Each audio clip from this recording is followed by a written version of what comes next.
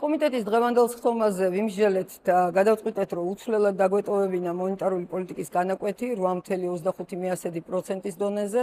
ჩვენ ასე დროს ვითვალისწინებთ, რა თქმა უნდა, ორგვარ ჯგუფს ფაქტორების, პირველ რიგში რა ვითარება არის ქვეყნის ეკონომიკაში და ასევე ძალიან მნიშვნელოვანია თუ რა გარე ფაქტორები მოქმედებს ჩვენს ეკონომიკაზე.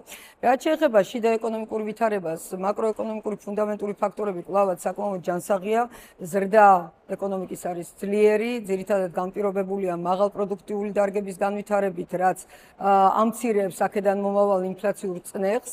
ასევე მნიშვნელოვანი არის, რომ სავალუტო ბაზარზე ნარჩუნდება სტაბილურობა, ლარის ნომინალური გასვლითი კურსი განაგრძობს გამყარებას და ეს კარგ საშუალებას გვაძლევს ჩვენ, რომ კვლავაც გავაგრძელოთ ჩვენი საერთაშორისო რეზერვების ზრდა და აქედან გამომდინარე საკმაოდ კეთილსაიმედო ტენდენციებია ველოდებით, რომ ყველა თანაბარ პირობაში ნორმალიზებას ინფლაცია დაიწყებს წლის მეორე ნახევრიდან და ეს განსაკუთრებით შეეხება საკვებ პროდუქციას და საკვებ პროდუქციაზე არსებულ ფასებს.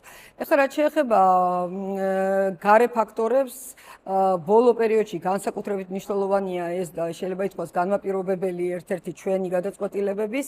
აქ ჩვენ ხედავთ, რომ კვლავაც მაღალი დოზით ნარჩუნდება გაურკვევლობა, კვლავაც გრძელდება რუსეთ-უკრაინის ომი, რაც ძალიან დიდი წნეხი არის ჩვენს რეგიონზე და მათ შორის ჩვენს მიერ გასათვალისწინებელი ფაქტორი. ასევე გრძელდება ახლო აღმოსავლეთში დაწყებული კონფლიქტი და ნავთობის მიწოდების არხები მსოფლიო ბაზარზე ისევ შეფერხებით მუშაობს. ნავთობპროდუქტების ბაზარზე ფასები ასევე ძალიან მაღალი მერყეობით ხასიათდება და ეს მუდმივად აისახება ჩვენს ბაზარზე. და აქედან გამომდინარე, წინა თვეში მაგალითად ინფლაცია, მთლიანი ინფლაციის მაჩვენებელი საკმაოდ მაღალი იყო, შეიძლება იყოს პიკური 5.8%.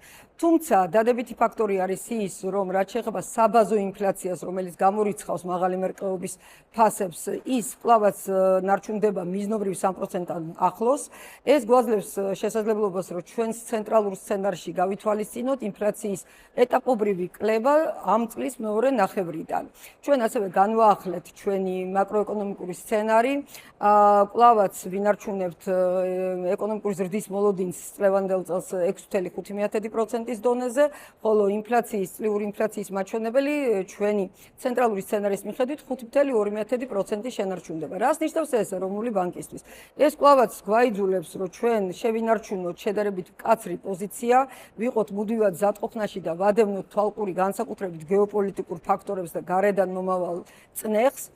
და მზად ვართ საჭიროების შემთხვევაში გამოვიყენოთ ყველა ჩვენს ხელთ არსებული ბერკეტი, რათა შენარჩუნდეს ფასების სტაბილურობა და ინფლაცია ეტაპობრივად დაუბრუნდეს მის 3%-იან მიზნობრივ ნიშნულს.